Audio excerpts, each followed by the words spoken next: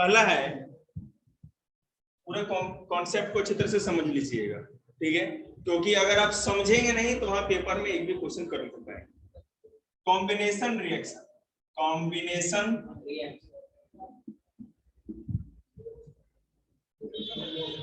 Combination reaction क्या होता है? देखिए, a reaction in which two or more reactant combine to form a single product. Reactant दो होगा, मैं एग्जांपल लिख दूं पहले, जैसे CaO, बताओ सिवा CaO क्या कहते हैं? हाँ, H2O पता ही आप लोगों को, ठीक है, और इन दोनों को जोड़ने से CaOH प्लस की बॉल होगी। देखिए, कॉम्बिनेशन रिएक्शन ऐसा केमिकल रिएक्शन जिसमें दो चीज जब जुड़ेगी, दो रिएक्टेंट होंगे, ठीक है, और जब जुड़ने से जो प्रोडक्ट बनाएंगे वो एक बनाएंगे। याद रखिएगा, हीट कोई प्रोडक्ट नहीं है, गैस कुछ बनती तो बात अलग होती, हीट अपने आप में कुछ भी नहीं होता, ठीक है ना, कोई प्रोडक्ट नहीं है। यहाँ प्रोडक्ट क्या है? Calcium hydroxide. कैल्शियम ऑक्साइड और वाटर जब एक साथ जुड़ते हैं तो कैल्शियम हाइड्रोक्साइड बनाते हैं। ये चूना पत्थर की बात हो रही है, पता है ना, चूने की बात हो रही है। ये क्या हो? प्रोडक्ट हो गया आपका। तो कॉम्बिनेशन रिएक्शन उस रिएक्शन को कहते हैं, देखते ही आप पहचान जाएंगे, इतना टंटा करने की जरूरत नहीं है कि दो होंगे रिएक्टेंट, प्रोडक्ट होगा केवल एक। ये हो गया कॉम्बिनेशन रिएक्शन, रिकॉर्ड हो रहा है, आपको सुनने को मिलेगा, ठीक है। आगे देखिए,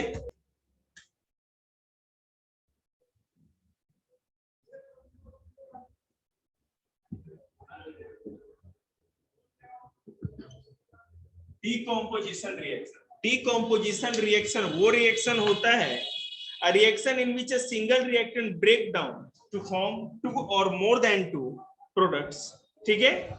अब देखो, CaCO3 एक रिएक्टेंट है, जब ये टूटता है, कोई एक चीज है, जब टूट के दो या दो से अधिक हिस्सों में बटे, अब ये किसमें बटेगा? कैल्शियम ऑक्साइड और carbon dioxide, CaO plus CO2, calcium oxide carbon dioxide, ठीक है।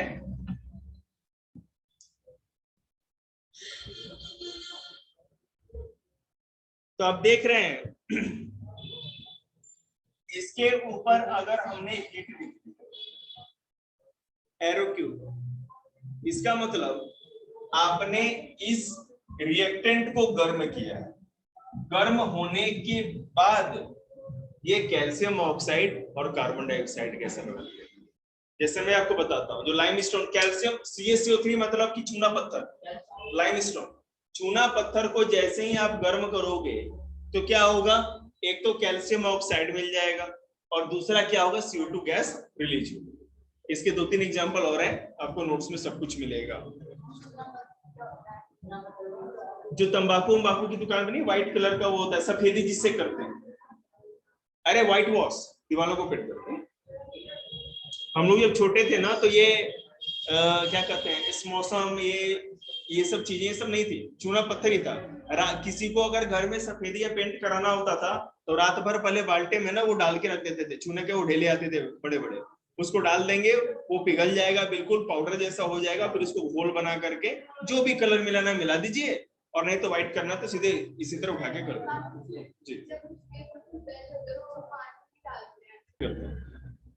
ये CO3 मतलब कि लाइमस्टोन, चूना पत्थर, लाइम मतलब चूना, स्टोन मतलब पत्थर। चूने पत्थर को जब पानी में आप डाल देते हैं तो उसे हीट जनरेट होती है, पूरा गर्म हो जाएगा। गर्म होने के बाद जब ठंडा होगा तो गर्म होते ही उसमें एक तो CO2 गैस, जो गैस बाहर निकलेगी वो CO2 गैस हो जाएगी, और जो आपको उसमें बच जाएगा जो चूना व्हाइट कलर का, वो क्विकलाइन, मतलब कि जिसको लोग या तो सफेदी कर लीजिए, नहीं तो आपको पता है ना जो टोबैको खाते तंबाकू लोग, तो उसमें वो चूना यूज करते, छोटी छोटी डिब्बी में मिलती है। मैंने ना भी जानते हैं तो कोई प्रैक्टिकल करने की जरूरत नहीं है, ठीक है। ओके, इसमें प्रैक्टिकल नहीं करना है आपको।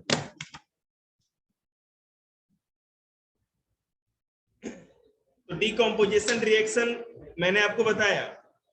इसमें देखिए सिंपल सी बात है, कॉम्बिनेशन रिएक्शन में कोई भी ज्यादा झंझट नहीं था, सिंपल सा था, दो रिएक्टेंट मिलेंगे तो एक कोई ना कोई प्रोडक्ट बनाएंगे। डिकम्पोजिशन में पहले पहचानने का सबसे पहला तरीका है कि एक ही रिएक्टेंट होगा, टूट के दो या दो से अधिक चीजों को बनाए। लेकिन अब डिकम्पोजिशन रिएक्शन में भी अलग अलग टाइप होते हैं, सब टाइप या सब जो इसके प्रकार उप प्रकार है वो क्या है वो देखेंगे। समझ में आ रही है जो मैं बोल रहा हूं आप लोगों को? आ रहा है ना? मैं यहीं पे इसको है ना फ्लो चार्ट बना देता हूं। पहला है थर्मल डिकम्पोजिशन रिएक्शन, देखिएगा जिसका मैंने एग्जांपल आपको दे दिया है वो थर्मल वाला है। थर्मल डिकम्पोजिशन रिएक्शन लिखने की जरूरत नहीं, आप समझ ही जाएंगे, ऊष्मीय, ठीक है। दूसरा फेरस, सॉरी कहां गया, हाँ, इलेक्ट्रोलाइसिस।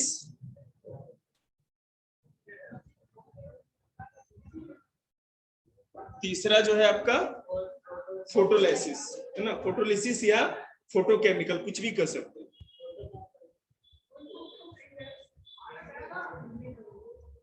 देखिए बहुत आसान है, पहचाना कोई दिक्कत नहीं। पहला जो मैंने आपको बताया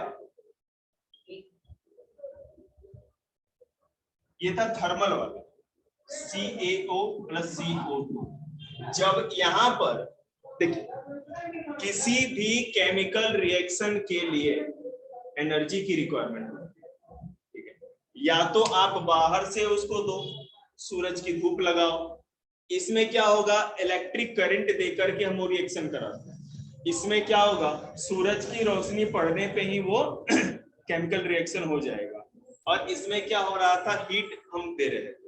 थर्मल में जब आप हीट देते हो किसी भी एक रिएक्टेंट को तो टूट के वो दो हिस्सों में बट जाता है। डिकम्पोजिशन मतलब क्या होता है, टूटना, है ना, अवघटन, टूटना। तो यहाँ पर जैसे ही CaCO3 मतलब कि लाइम स्टोन को हमने हीट दिया तो ये टूट के कैल्शियम ऑक्साइड मतलब कि क्विकलाइन और कार्बन डाइऑक्साइड में बदल गया। यहाँ पे इलेक्ट्रोलाइसिस का हम देख लेते हैं कि अगर बिजली का करंट किसी भी हम केमिकल को देंगे, रिएक्टेंट को देंगे तो किस तरह से वो टूटेगा। फोन रख दो ना बेटा, थोड़ी देर बंद भी करते हैं आंखें, क्या मतलब बटन हो गई तुम लोगों की। बिल्कुल। अब देखो, अभी अगर हमें पता है कि H2, मैं 2H2 लिख रहा हूं क्योंकि हम है ना, हमारी मजबूरी है कि बैलेंस इक्वेशन ही लिखना है, हमें अनबैलेंस नहीं लिख सकते।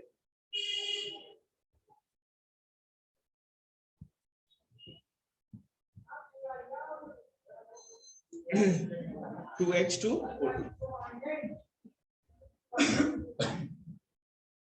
लग रहा है किसी भैया ने रात से पहले ही ले ली, होता है ऐसा। इलेक्ट्रिक करंट,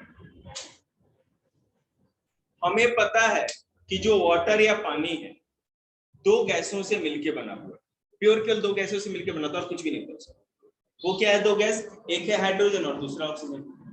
अगर ये क्वेश्चन पूछा भी गया है बोर्ड में आप लोगों से कि अगर आपको वाटर को डिकम्पोज करना है, वाटर से हाइड्रोजन और ऑक्सीजन को अलग करना है तो क्या तरीका, क्या गर्म करके करेंगे? नहीं, आप जैसे ही इलेक्ट्रिक करंट उसमें प्रवाहित करिएगा, इलेक्ट्रिसिटी जब चैप्टर आएगा तो मैं उसमें अच्छी तरह से मैंने पढ़ाया भी था, एक दो क्लास दिया था। तो जैसे ही इलेक्ट्रिक करंट अगर आप पानी में आप देते हो तो हाइड्रोजन अलग और ऑक्सीजन अलग हो जाएगा। जब आप देखिए कि किसी बकेट में आपने ये वायर डाल रखी है, आप लोग ऐसे करिएगा मत, बोलिए।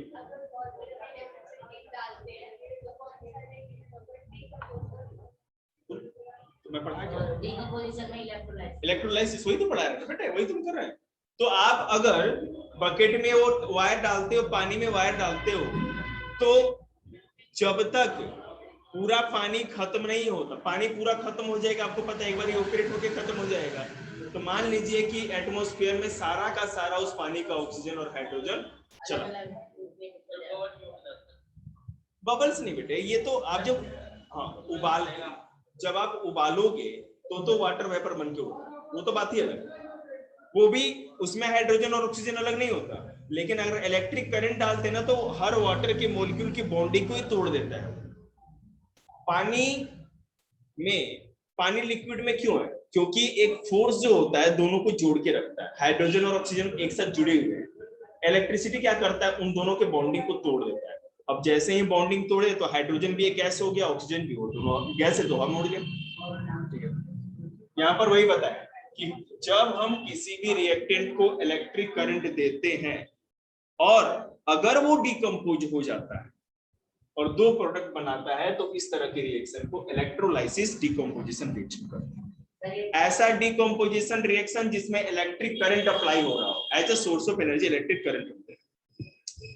ठीक है, उस चीज को तोड़ने में अगर बिजली काम आए, अब आदमी में मत दीजिएगा, आदमी तो ऐसे आदमी दीजिएगा तो आदमी टूटेगा नहीं, टूट ही जाएगा, है ना।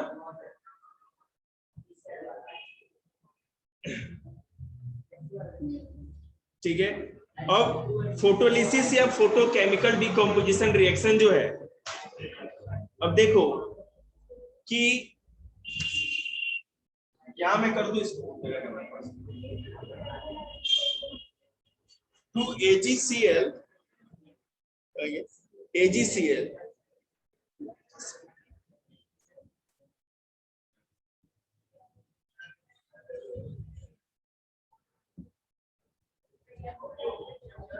देखो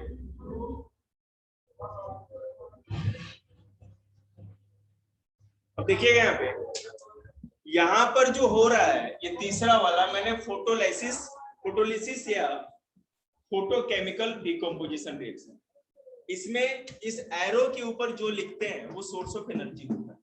यहाँ पर आप देख रहे हो हीट है, यहाँ पर आप देख रहे हैं इलेक्ट्रिक करंट था, इसलिए इलेक्ट्रोलिसिस या इलेक्ट्रोलाइसिस कर सकते हैं।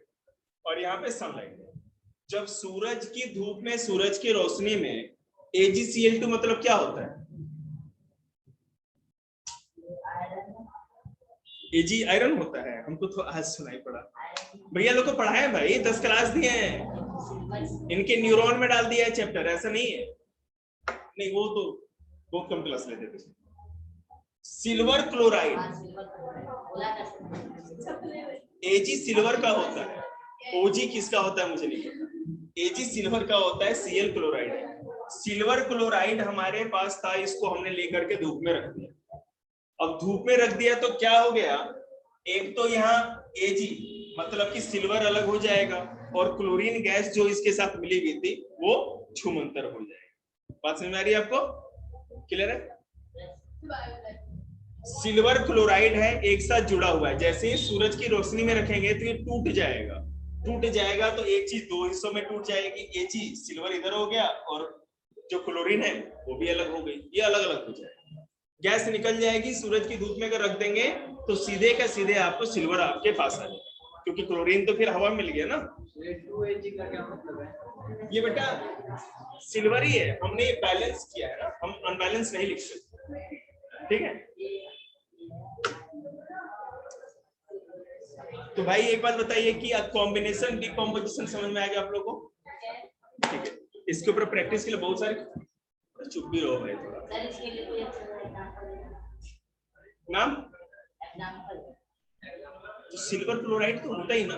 सिल्वर मतलब देखिए क्या होता है, जो चांदी सिल्वर होता है ना, सिल्वर क्लोराइड, उसके साथ अगर क्लोराइड मतलब है ना थोड़ा सा वो क्या करते हैं, काला काला सा लग जाए और भी कुछ चीज हो जाए, हाँ इस टाइप से।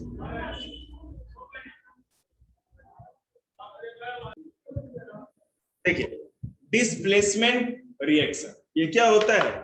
When a more reactive element displaces less reactive element from its compound, it is called displacement reaction. ये थोड़ा है डिफिकल्ट, ठीक है, ये ऐसे ऐसे हवा हवाई में समझ में नहीं आएगा। अब देखो डिस्प्लेसमेंट रिएक्शन का मतलब क्या है, जो लाइन बोल रहे हैं बिल्कुल ध्यान से सुनिएगा। इसमें कहा जा रहा है more reactive element, more reactive element वो होते हैं जो ज्यादा किसी भी केमिकल के साथ जल्दी मिलकर के रिएक्ट कर जाते हैं। ठीक है, केमिकल रिएक्शन तो तब होगा जब दो एलिमेंट होंगे आपस में रिएक्ट कर। सबसे लेस रिएक्टिव सब्सटेंस कौन सा होता है एलिमेंट, बताइए शिवा? गोल्ड होता है।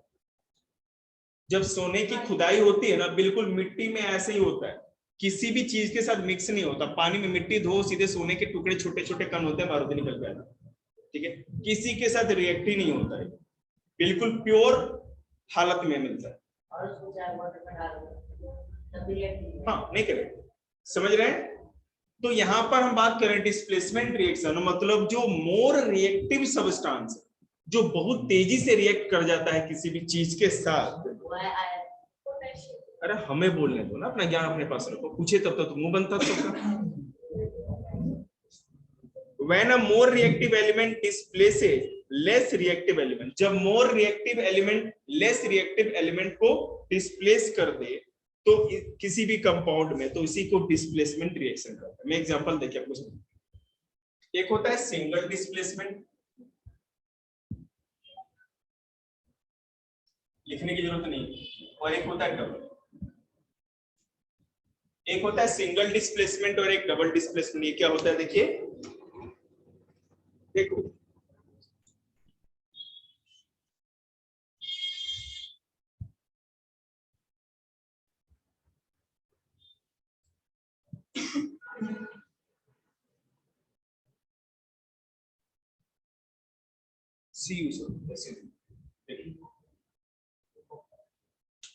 जिंक के साथ कॉपर, बताओ क्या लिखा है ऊपर, क्या होता है?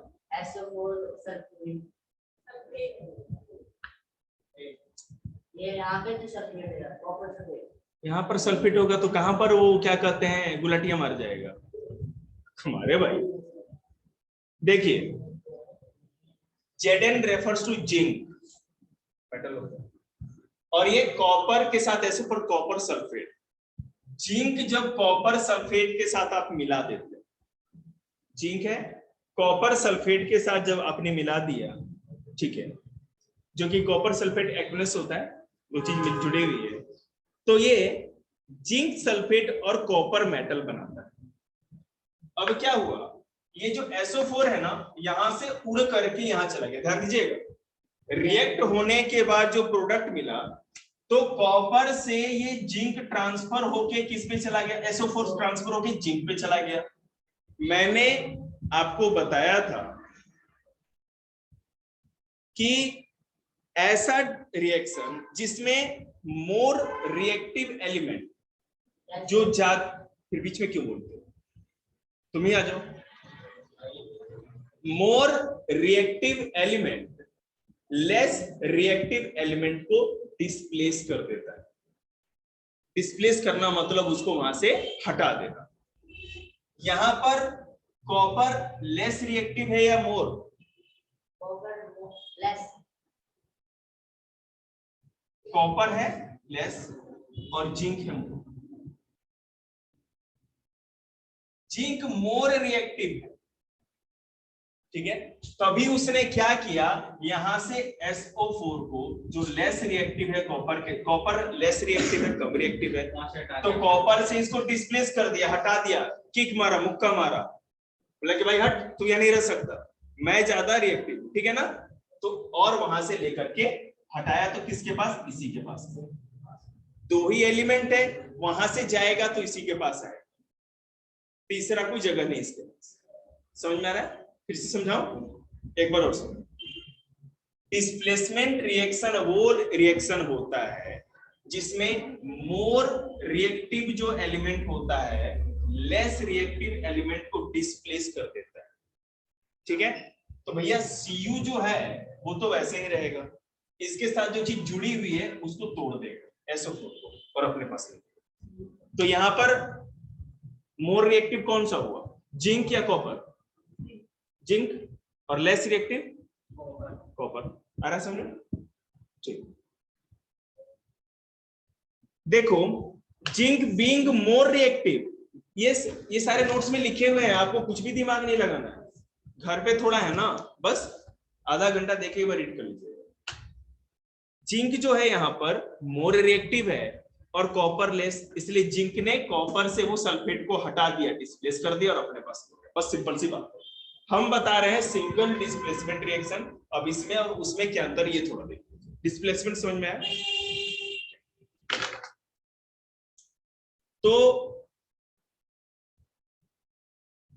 देखो, it is a type of chemical reaction where an element reacts with the compound and take the place of another element in the compound is called a single displacement। इसमें एक जो रिएक्टिव ज्यादा रिएक्टिव मोर रिएक्टिव है वो दूसरे वाले से अपना ले लेगा। इसमें एक ही चीज का डिस्प्लेस हो रहा है ना, डिस्प्लेसमेंट हो रहा है, केवल एक का डिस्प्लेसमेंट हो रहा है। आप यहां देखिएगा, जिंक के पास कुछ था नहीं था, इसमें केवल एक ही चीज, एक ही जो एलिमेंट था, दो रिएक्टेंट थे, जिंक और कॉपर, कॉपर के साथ सल्फेट जुड़ा हुआ था।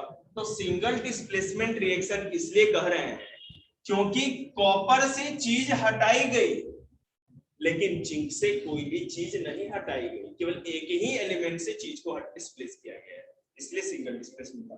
लेकिन अब डबल को देखिए, इसमें बस ये है कि दोनों एक दूसरे को दे देंगे, एक दूसरे को डिस्प्लेस कर देंगे, एक्सचेंज।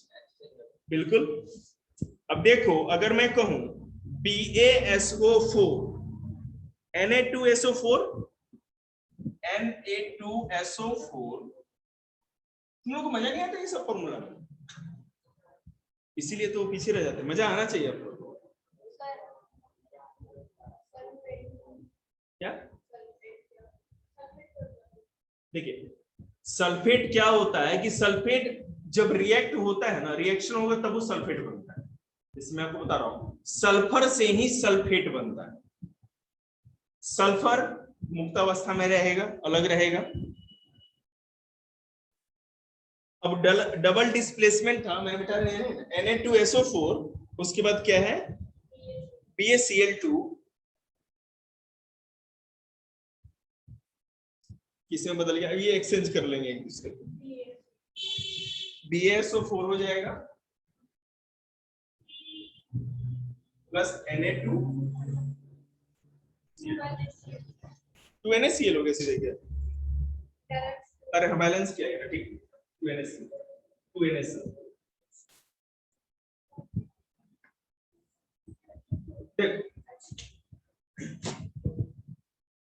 यहां Na2, भैया बताइए Na मतलब, हम तो पता नहीं, आपसे बताओ। सोडियम होता है। अरे कैसे बताओ, तुम बताओ।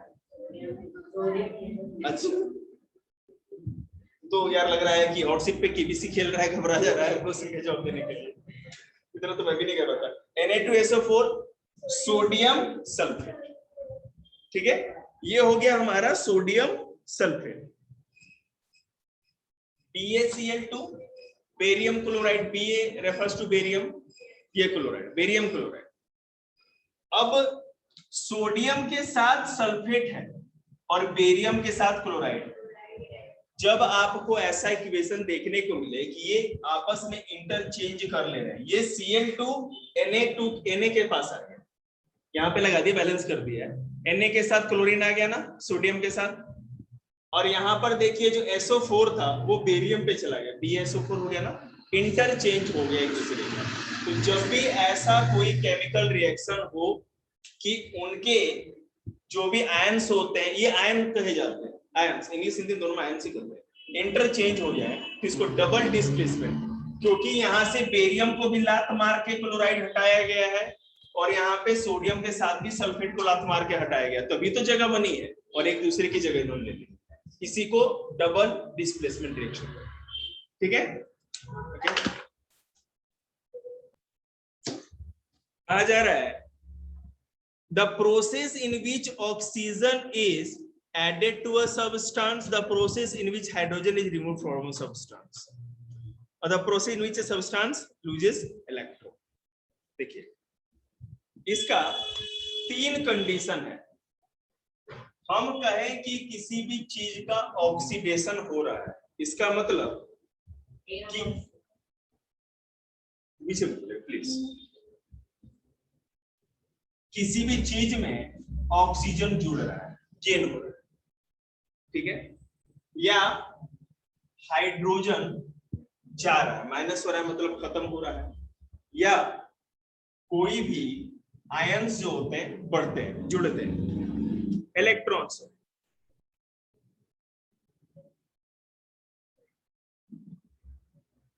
या तो इलेक्ट्रॉन किसी पे जुड़ रहे हों या ऑक्सीजन उसमें गेन हो रहा हो, जुड़ रहा हो, कहीं से आकर के उसके साथ जुड़ जा रहा है, या हाइड्रोजन निकल जा रहा है।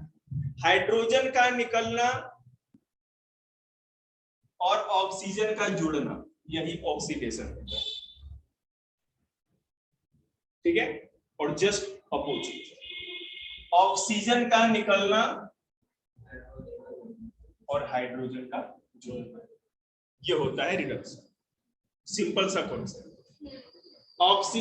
ऑक्सीडेशन मतलब ऑक्सीजन जुड़ रहा है, ऑक्सीजन जुड़ रहा है या हाइड्रोजन निकल रहा है, दोनों ही कंडीशन में ऑक्सीडेशन हो रहा है, और एक को आप बिल्कुल पकड़ के रखिएगा, ये हमें पता है, जस्ट अपोजिट कर देता हूं, ठीक है। चलो अब मैं आपको सिर्फ बता दूं,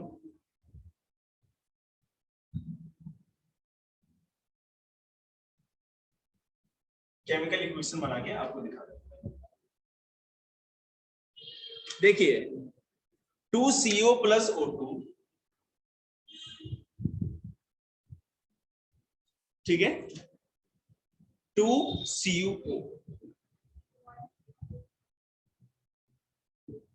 ये पहला है, मैं एक और बता दूं आपको। दूसरा है 2H2S,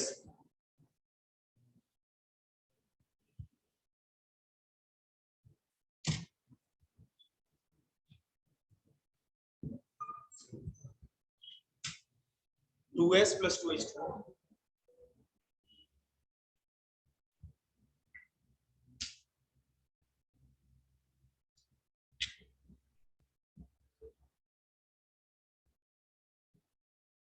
देखो यहाँ पे प्लस ऑक्सीजन हो रहा है, प्लस ऑक्सीजन हो रहा है, मतलब ऑक्सीजन जुड़ रहा है, ऑक्सीजन जुड़ रहा है शिवाजी, मतलब ऑक्सीडेशन रिएक्शन हो रहा है, ठीक है।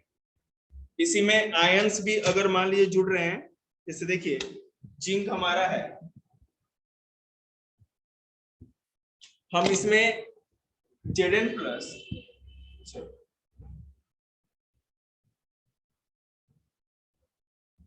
दो इलेक्ट्रॉन को जोड़ते हैं, ये यहाँ पे दो इलेक्ट्रॉन जुड़ रहे हैं, ये भी गेन हो रहे हैं, तो ये भी हमारा ऑक्सीडेशन रिएक्शन। अब देखिए रिडक्शन की अगर बात करें,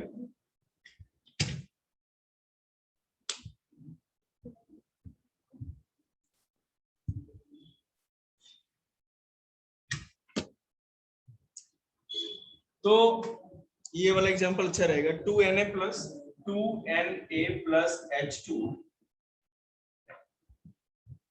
2NH,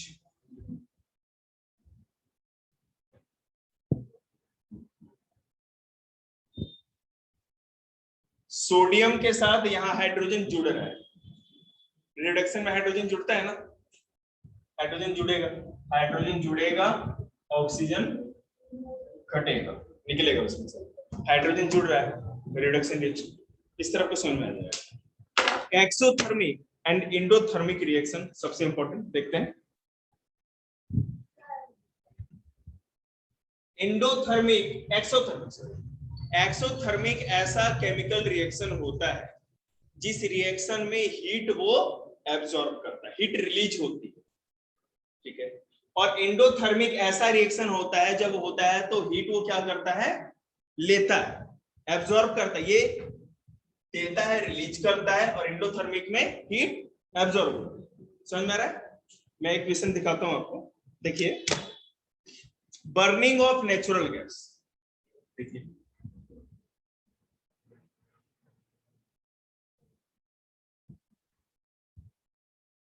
burning of natural gas, it means आप चाहे गैस चूल्हे पे बर्नर पे घर में खाना पकता हो या आपका वो सीएनजी से जो गाड़ियां चलती है, दोनों एक ही चीज है, ठीक है ना। तो नेचुरल गैस जब जलता है तो क्या होता है, हीट रिलीज होती है।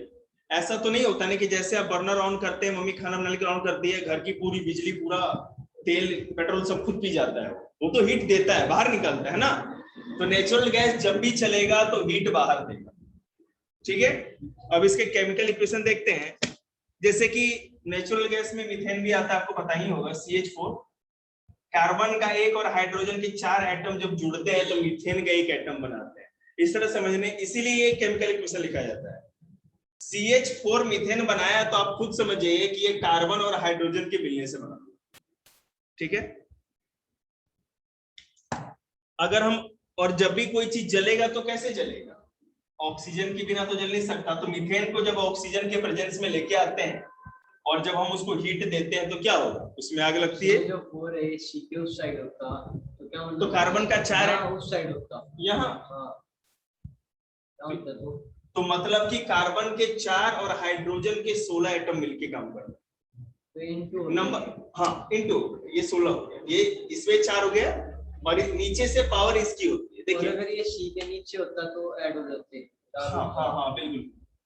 नहीं, अगर ये नीचे सी के होता तो कार्बन का 4 है, हाइड्रोजन का 4। अगर मान लीजिए यहाँ पर अगर आप 4 लिखे हैं तो ये सी के साथ इसका मल्टीप्लाई होगा, 4 1 जा 4, और इससे ये नीचे वाले से मल्टीप्लाई। अगर यहाँ नहीं रहता तो कार्बन का भी 4 और हाइड्रोजन का भी 4। देखिएगा,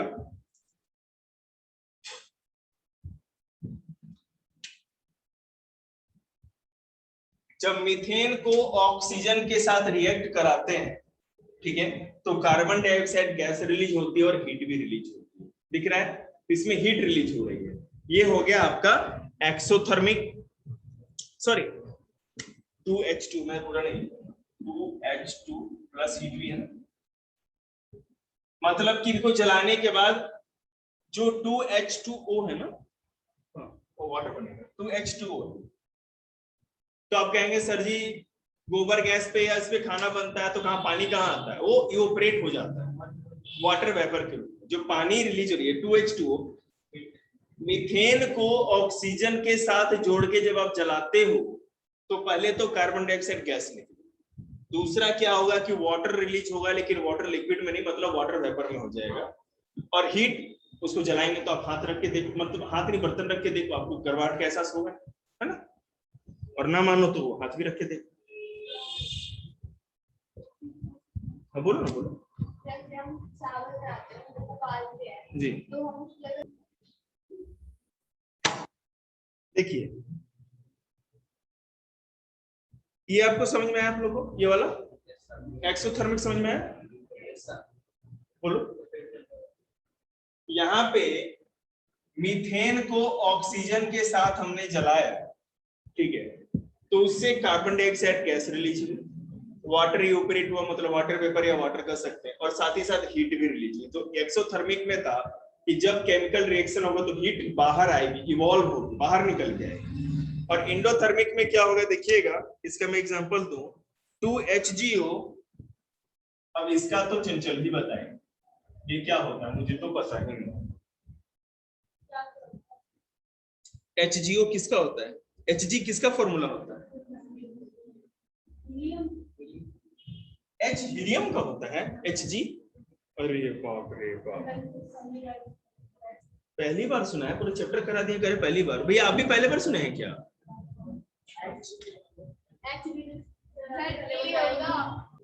देखिएगा, तो 2HgO प्लस हीट,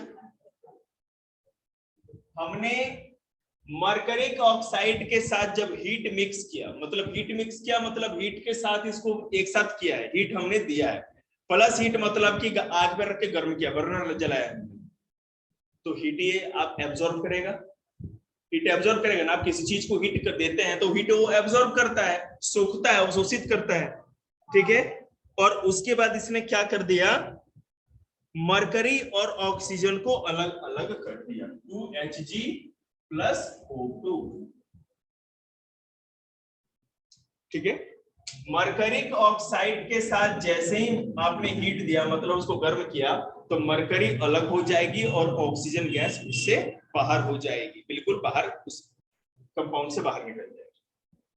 यहाँ पे मरकरी और ऑक्सीजन जुड़े हुए हैं तो मरकरिक ऑक्साइड कहे जा रहे हैं। जैसे ही हमने इसको हीट दिया तो मरकरी अलग हो गया और ऑक्सीजन अलग हो गया। ऑक्सीजन गैस है तो बाहर निकल गया, मरकरी वहीं का वहीं पड़ा। जी हीट एब्जॉर्ब बता दें आप लोग को। कोरोजन क्या होता है और रेंसिडिटी क्या होती है? देखिए कोरोजन का मतलब होता है जंग लगना, लोहे में जंग लगना कोरोजन। रेंसिडिटी का मतलब सिंपल छोटे छोटे ही लेके चलेगा। It is the process of slow oxidation of oil and fat present in the food material resulting in the change of smell and taste in them।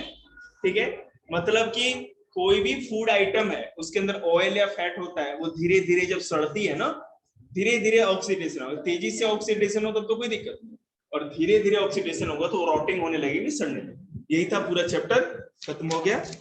ठीक है, आप लोग एक काम करेगा, इसको पढ़िएगा घर पे, पूरा पीडीएफ भेज रखे हैं, क्वेश्चन देखिएगा आप लोग। और अभी तो आप लोग घर की